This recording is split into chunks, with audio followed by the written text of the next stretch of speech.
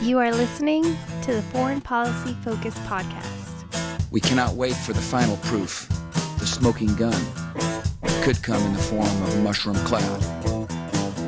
Haven't you driven enough people from their homes already? Bulldoze their villages, seize their property under laws they had no part in making. Now working in Libya with friends and allies, we've demonstrated what collective action can achieve in the 21st century. Now the host of the show, Kyle Ansel. This is episode 529 of the Foreign Policy Focus podcast.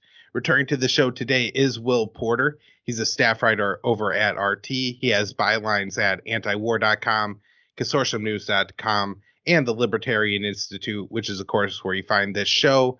And I think pretty much all the work that me and Will end up putting out together. We had a pretty good article out recently. I'll throw that in the show notes page in case anybody missed it. Maybe the most frequent topic that we covered on Foreign Policy Focus. Maybe it actually goes to the Syrian civil war, but it is Russiagate. And there's been news on it today that's getting absolutely no coverage, just like pretty much anything else in the age of coronavirus. But I want to start off with something that's been unfolding over really the past week. And, it's the Joe Biden campaign and the blue no matter who people, the never Trumpers, coming out with this line that the director of national intelligence is saying that Russia's interfering in the election and they're doing it against Joe Biden. And so, a good article by Moon of Alabama kind of explaining what the mainstream narrative is. And then very importantly, Moon of Alabama points out in their article that the only example that the director of national intelligence lays out that says Russia is in any way interfering in the election is apparently a pro-Ukrainian parliament, a pro-Russian but Ukrainian parliamentarian is spreading claims, they say, about corruption, including through publicizing leaked phone calls about former Vice President Joe Biden. And so basically what they're looking at is from the time when Joe Biden was vice president in Ukraine, or vice president of the U.S., but also, in an authoritative position in Ukraine after the U.S. Helped orchestrate a coup there and overthrew the government. His son ends up with a position on the board of Burisma, being paid $80,000 a month, just an absolutely ridiculous fee. And so it seems like there's obvious case of corruption, and yet this is what they're pointing at as Russian interference. This is almost as trivial as the Buff Bernie memes in a lot of ways, Will, where, it's just, if you look at the content of what it is, of course, there's Russian Ukrainians because, there's a very kind of anti-Russian feel, especially to the post-coup government. We now have a new government that's coming in Ukraine under Zelensky, who has at least seemed to be you can't say pro-Russian, Will, but more fair to the Russian population, more open to talks. I mean, they've moved forward with prisoner exchanges and stuff like that in Ukraine. And so I could definitely, see that Zelensky's not Poroshenko or something like that. But we're in pretty ridiculous times, Will, where minor parliamentary issues in Ukraine is somehow chalked up to major Russian election interference. And so I actually went through and I read the DNI report. And so I got that pulled up on the screen right now. And Russia, in the report, it says under the Russia tab that they think Russia is targeting Joe Biden and, wanting him to lose the presidency because of this. It's consistent with Moscow's public criticism of him when he was vice president for his role in the Obama administration's policies on Ukraine. I was just talking about that. And its support for the opposition inside Russia. And so basically the reason they say that Russia is meddling in the U.S. election against Joe Biden is because when Joe Biden was president, he was meddling in the U.S. election or the Russian election against Vladimir Putin. And so this is just statecraft, Will. And yet they make it out to be some grand conspiracy where Donald Trump is taking orders from Vladimir Putin. And that's the only reason a U.S. troop has ever left Afghanistan or Germany. And so we got quite a state here, dude, where we're looking at things at this time, and the mainstream media narrative, a lot of people that, you interact with on Facebook and Twitter are saying, oh my God, Russia's interfering in the election again. And in reality, when you look at the evidence, just like every other Russiagate thing we tackled, it's super thin evidence. The anecdotes that they prove as examples barely made sense. It makes about as much sense as Buff Bernie in any way being actually Russian campaign interference, and the media just goes on reporting it. So I don't know, Will. Maybe let's just start off there. What you think? Is this just the typical Russian interference that they're laying out? And I guess, what do you think about how it plays in the media, especially with the dynamics of COVID, where there's absolutely less deeper analysis on these issues than there ever was before? I mean, not that there was ever like real debate about the claims made in Russiagate, but at least somebody took the time to talk about it. Yeah, I mean, I guess for like the average reader, the average like rank and file Democrat, they'll read that kind of thing and just eat it right up. Like that will mean nothing to them about, this thing about the pro-Russian Ukrainian parliamentarian, and criticizing Biden's role in the country previously in the Obama-backed coup of 2014. I think most people are kind of not aware of like the details of that. And so, seeing that's not going to be too significant to them. But for us, it's kind of telling that that's the only example they can dredge up, is that, look, Russia's interfering. And to prove that, our great example of that is this Ukrainian lawmaker who's complaining about the Obama administration's interference in that country back in 2014. I just don't if that's their best example they have to go on right now. They're really grasping at straws here for this interference claim that they're trying to, continue rolling on for in its fifth year now, this theory, or fourth year. Right. Yeah. No, it's graduated college. So yeah, exactly. it's got a bachelor's degree now. Looking now, I want to talk about this big bombshell story that really dropped today. It didn't get much coverage. This guy, Dr. Steven P. Schrage, what a name, right? Is coming out as a whistleblower, saying that he's in part been working with like the U.S. and Durham on this. But he has a big article out on Matt Taibbi's Substack. I'll link to it in the show notes page.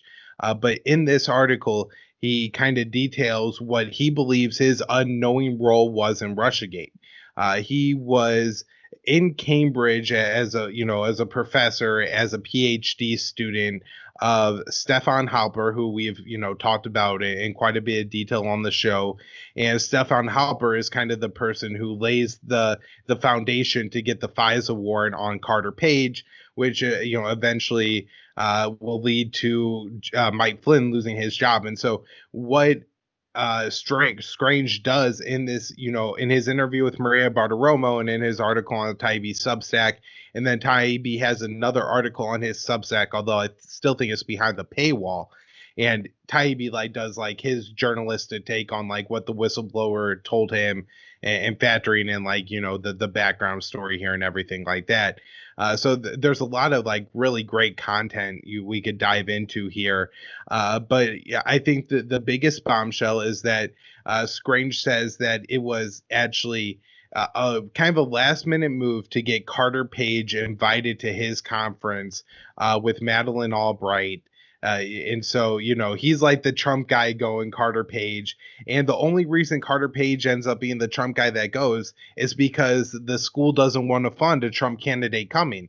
And so he could only have enough money for an economy flight. And I guess, let me tell you something, Mike Flynn or another Trump, top campaign advisor isn't going to hop on and fly economy. These guys fly first class. And if you're not paying them money, they're not showing up. And so that's how Carter Page ends up there.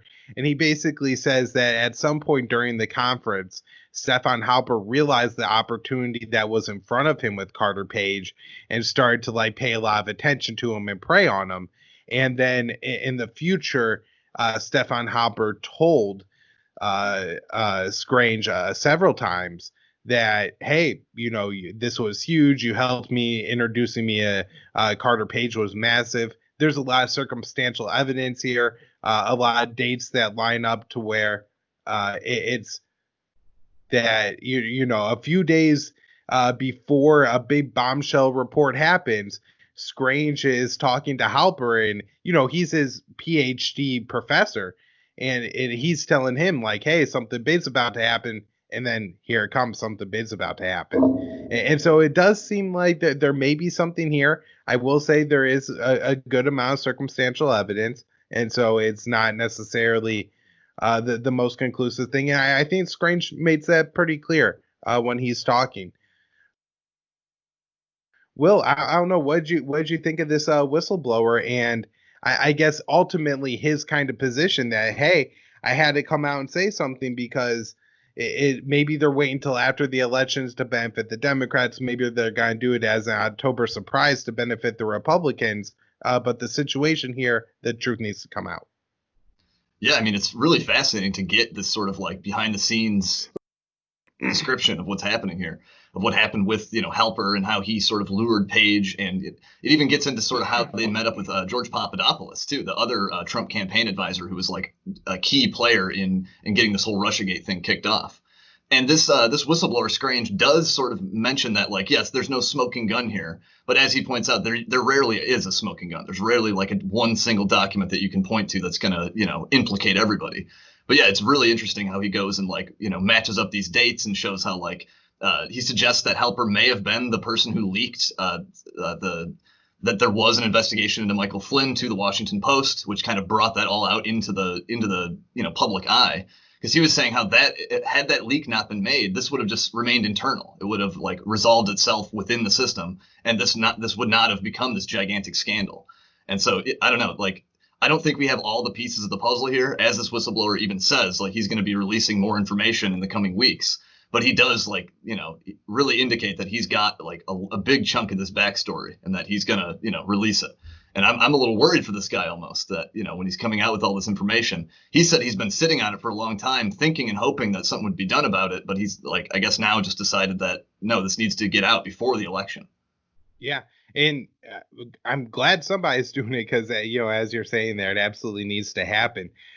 So one interesting thing, I guess, about this guy is that he, again, PhD student. And so something students do is they record conversations with professors. So he started recording conversations with his professor, Stefan Halper.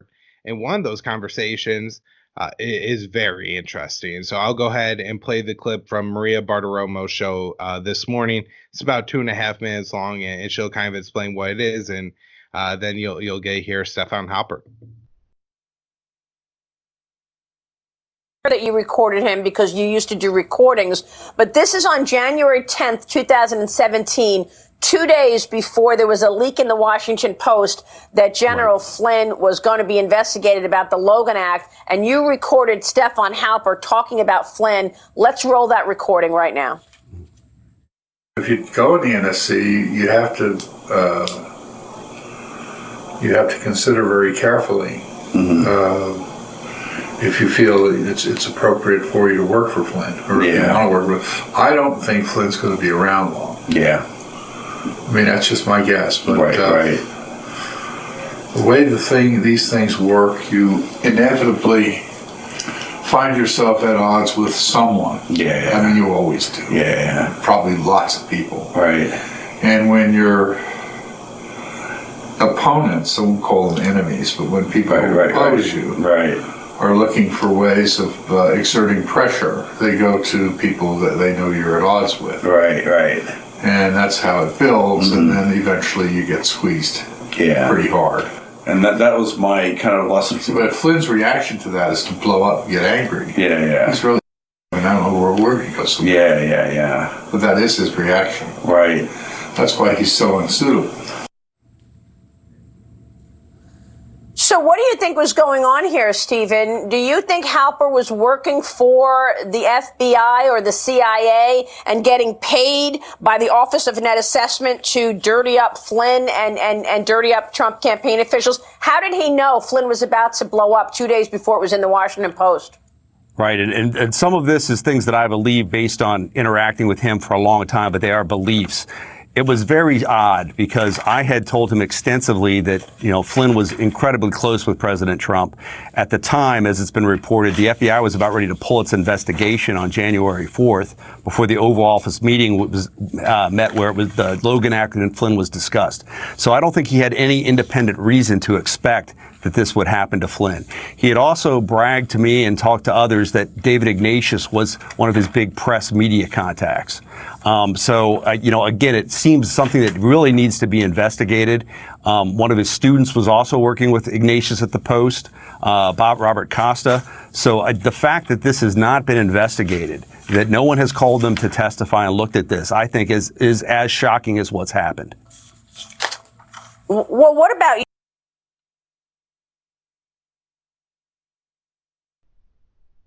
All right, so there we heard it straight from Halper that he had a pretty good idea that Michael Flynn was going to be fired before it happened, and so there's a few things that he points out in his article that I think are pretty interesting. The first is that despite it not really being his thesis topic because he was looking at past presidents, Halper had him research what down Trump's national security would be and really look into the background there. So I thought that was really interesting. And then Schrage says his research on the Trump campaign led him to see Michael Flynn as the key figure. And I think his analysis here is actually quite spot on, where, Flynn is this guy that has a fundamental understanding of what the intelligence community and the deep state is. He's, even Steve Bannon was just in media for that, in politics, but not, he wasn't in part of military intelligence or anything. Flynn was in the high ranks of U.S. military director of national intelligence. And so, this is a guy that actually knows enough about the business to actually make some real change. And I think something that's come to light is that, especially from that creepy Q pledge video, that Flynn is a true believer in some of this stuff. And so in some of that stuff, hey, as crazy Q believer as he may be, his foreign policy was not as bad as Hillary Clinton's. As terrible as Mike Flynn is, he is a step better than Hillary Clinton. And so that's kind of identified. And so with that knowledge, they seem to target Mike Flynn and get him out of the job fairly quickly. And as he points out in his article, that's pretty crazy that they're able to, get Flynn out of the job that fast. I think after Petraeus gave the documents and, top secret information to his mistress, he ended up in the job as CIA director longer than, Flynn ends up as director of our national security advisor. And so, Will, I'll let you weigh in what you have on the Flynn story here. I do think it's some pretty key findings and some pretty critical information that really helps to understand and expose what happened with Russiagate and how Stefan Halper, this still very mysterious figure, all ties into all of this. Yeah, we've been seeing over the last few months, there have been all kinds of revelations and leaks and released documents and stuff showing how the FBI kind of dealt and handled their investigation into Flynn. I think they specifically labeled their probe into him Crossfire Razor. And the FBI had decided that they had no real derogatory information on Flynn. They were actually about to close the investigation, their probe into him. But apparently Peter Strzok, this high-ranking FBI official, convinced them to keep it open.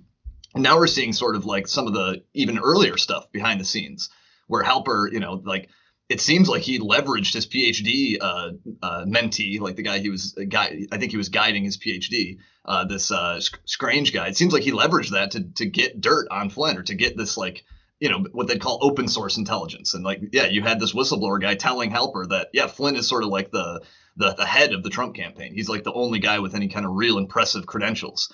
And then as soon as that information passes over to Halper, then, look, they have this kill shot against Flynn that basically destroys him within, a very short period of time. Like you're saying, he's rapidly destroyed. And so, I don't know. I'm really curious to see what more this whistleblower will put out. There's a lot in this this first article that he's written here that I would encourage people to go and sift through. But I think we're going to get even more from this guy in the coming weeks here. Right.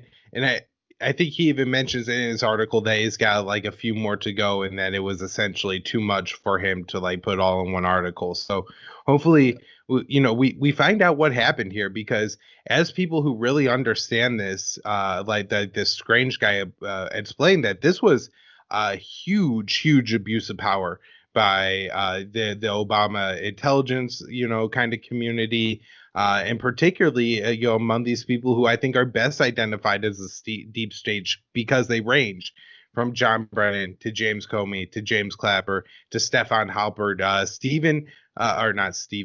Jonathan Steele ties into all of this through Dearlove, another Cambridge professor, ties all this together. And it's very interesting to see how, that this has all come out. And again, he points this out that, hey, look, the guy Halper doesn't say in that recording that I passed this information or that I know Flynn's getting fired for a bogus Russiagate story. But it's awfully interesting that, how this all comes out.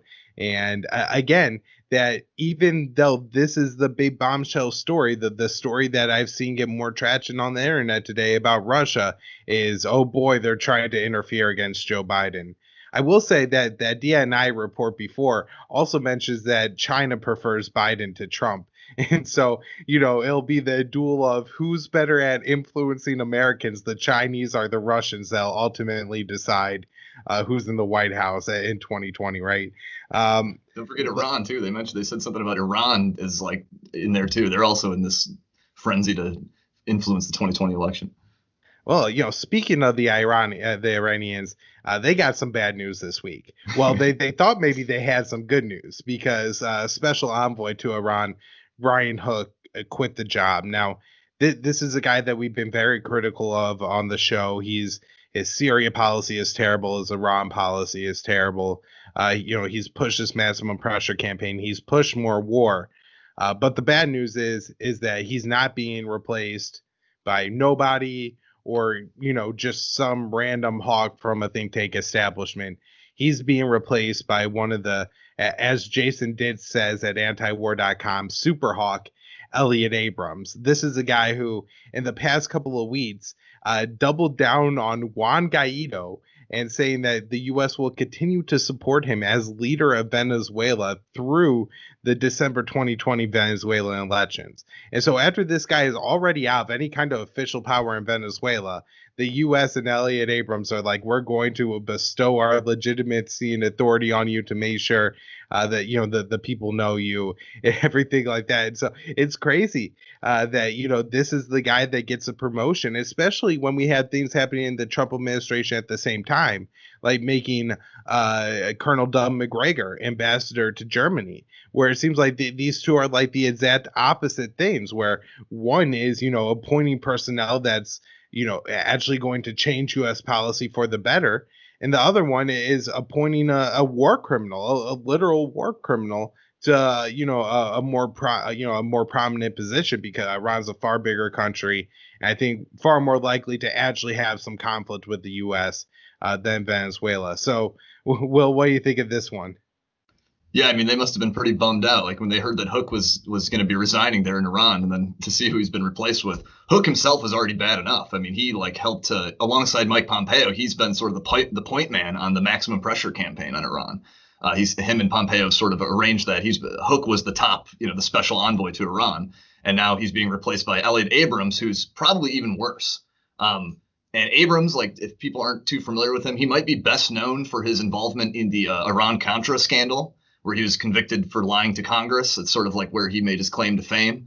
But he's also played a role in all kinds of other efforts. Like throughout the 80s, he played roles to help to overthrow other leaders in Latin America, in Guatemala and El Salvador. And then more recently in Venezuela, where he's been the special representative, he's been involved in attempts to both previously oust the previous leader, Hugo Chavez, but then also his successor, Nicolas Maduro. So Abrams has been involved in all that.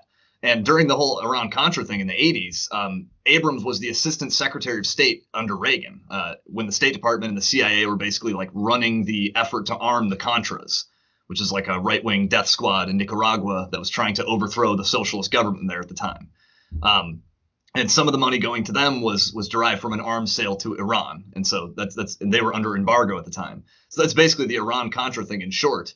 But Abrams was questioned about all that stuff about, arming the Contras, arming these death squads before Congress in the 1980s. And he was eventually found guilty of lying to them in that testimony, that he sort of concealed how much he knew and concealed how much he was involved in all these, these efforts to remove the Sandinista regime. However, he was basically just hit with a, tiny misdemeanor charge. I think two misdemeanor charges. He was ultimately only fined $50. So like, real severe consequences for him for lying to Congress in his role in that regime change effort. But he's been a regime changer for a long time. And for more recently, when he's been in this role, which I think he's actually going to remain in, I think he's going to continue to be the special envoy to Venezuela and serve the Iran portfolio. As far as I've read, I haven't seen anyone announced to replace him yet. But Abrams has also helped to organize that failed coup attempt in Venezuela back last year in April 2019. And he may have been involved in whatever happened earlier this year with those American mercenaries who, whatever happened there. We don't totally know like how much the U.S. government was involved there. But if there were an American government role, Abrams would have been playing point on that because he was the top official on Venezuela policy. In terms of why like Hook stepped down, it's not totally clear why Brian Hook left the position. He just kind of said like there's never a good time to do it. And it didn't sound like there was any kind of like falling out between him and Trump. There's been a lot of personnel that have gone through this administration, like tons and tons of people. But it doesn't seem like there was any actual like issue between Trump and Hook. So it's not totally clear why he's stepping down. But nonetheless, Abrams is basically going to take where he left off on Iran policy. And right now, he's basically taking over just as the U.S. is going to try to push for this vote in the UN to try to extend an arms embargo on Iran, which is set to expire in October. And so that's basically when Abrams is taking over is like right before the U.S. makes this big push for this vote to extend the arms embargo. And should that not happen, then Abrams is going to be leading an effort alongside Mike Pompeo to try to get sanctions to snap back on Iran. And so that could be, that could basically ruin the 2015 deal. It's kind of odd that we're now invoking the terms of that deal, even though we left it a couple of years ago. But this is sort of when Abrams is taking over. He's going to be leading this project, I think, to try to implement these snapback sanctions. And so that's kind of not a great time for him to be, the super hawk, as you said, to be taking over, where he's going to have some potential to really advance the ball down the field in terms of hostility with Iran. Right. And this guy's going to lie. Like he'll lie to make what he wants happen and he wants war. But let's move on to maybe the most unlikely topic of foreign policy focus in 2020. And that is a lot of conversation around TikTok. And so, Will, you got this one that you wrote up at RT. Tell us why TikTok is in the news again and how it's actually increasing tensions between the U.S. and China. Yeah, sure. So on Thursday, we actually had Trump actually signed a pair of executive orders, and that both target these Chinese tech companies. And one of them is called ByteDance, and the other one's called Tencent. And ByteDance owns, as you said, TikTok, that video app where people like lip sync to music and stuff. It's kind of popular with kids. And then whereas Tencent is like a huge corporation, they've got like a hand in all kinds of other, other companies that they own. And they have also a large role to play in like the video game industry. But specifically, the executive order targets Tencent as it relates to its messaging app, WeChat.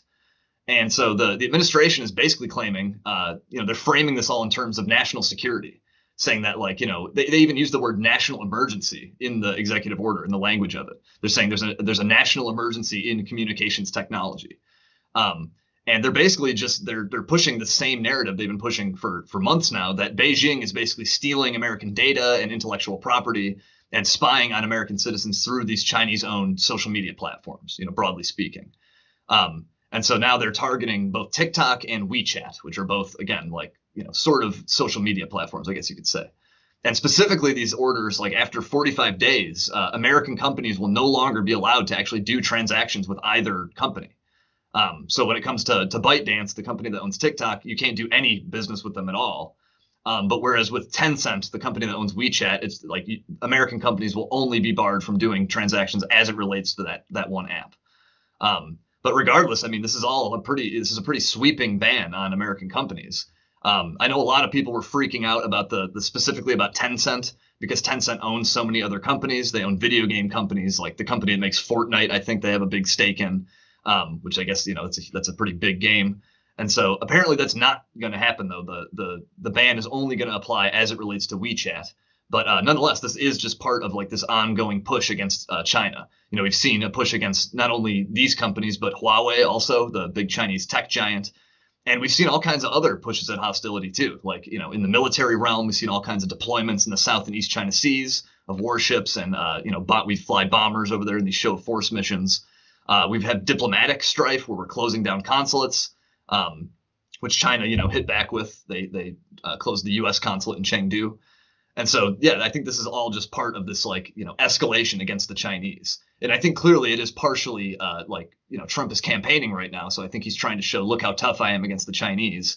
But yeah, I would say this is just like part and parcel of this sort of like escalation against Beijing lately.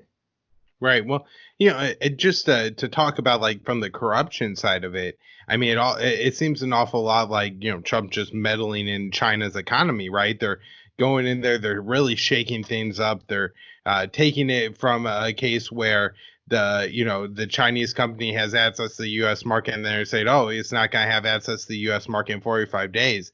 That completely changes the value of a company. Like, to not have access to the world's greatest economy or not, depending on who owns it in 45 days, it's going to make somebody a lot of money, whether it's Microsoft or somebody who invents, or who rolls out the competition, the competitor of TikTok that's going to steal and suck up a lot of the U.S. market. Whatever that is, they're going to make a lot of money because of what Trump's doing right here. And then how this actually turns into something that's a part of tensions with China. I mean, a lot of the U.S. complaints against China are around something like this, where you could maybe legitimately make the case that this is like economic manipulation or intellectual property theft, where this is what we accuse China of doing, and why Trump has this whole trade war and tariffs and everything like that. And yet here it is on the American side, and there's very little, if any, concern from the American media or coverage of it in this kind of way. Everybody is, I guess, too shy and afraid to sound anything like pro Chinese Communist Party. And that's certainly not what me and Will are doing here. We're just saying that Trump is completely out of his powers doing this kind of, in any kind of constitutional sense, and worse, is heightening tensions with the U.S.'s main competitor. Yeah, I mean, we've seen all kinds of other things too, like shutting down Hong Kong, or shutting down the special relationship the U.S. has with Hong Kong. So that's another thing that's like going to be severely impacting Chinese companies, because Hong Kong is sort of separate from China, but they are technically they're the same country, at least according to the Chinese policy, and most other countries accept that Hong Kong is part of the mainland. And so this is just like part of this this assault on Chinese firms. Like you could call it, I think, economic war. We haven't seen as much issue with like the tariffs and the sort of like standard trade war stuff, but we have seen a lot of escalation with like specific Chinese firms like this one and like Huawei. And I mean, there have been issues with TikTok. Like, for example, I think they had found a couple months ago that the app like constantly records what you have copied to your device's clipboard, and that could maybe like compromise some sensitive information like a password or a PIN or something. So there might be something to the argument that there are privacy issues with some of these apps, but that's certainly not unique to Chinese apps. Like there's, every, I think, social media platform has these kind of security and privacy issues. But what we're seeing now is like the U.S. will just hone in and zoom in on TikTok and say like this is unique to them, and that's why that's a national security threat we have to stop. Yep. Yeah, I did see today, I guess the CIA put out a report saying that they don't have information that China is like using this to like harvest Americans and data from TikTok, but that they have the capability to. And honestly, I think, if you're very concerned about TikTok having this information, it's probably, a little bit more dangerous for Facebook to have it, because as bad as it is that the Chinese Communist Party has information on you, the U.S. government is the one that's, has the monopoly on force over you, not China. The other thing I just noticed this past week going on, ramping up U.S. and Chinese tensions, is the U.S. sending the Department of Health and Human Services secretary to Taiwan, which is the first cabinet level presidential visit, I think, since 1979. Before that, to Taiwan. And so this is something that has the Chinese party pretty upset. And the U.S. is also considering the sale of 4 Sea Guardians, which are advanced surveillance drones, to Taiwan. And, this would further upset the Chinese government, likely to lead to more tensions, and for China to increasingly, as we've seen in recent years, take, more aggressive military positions against Taiwan.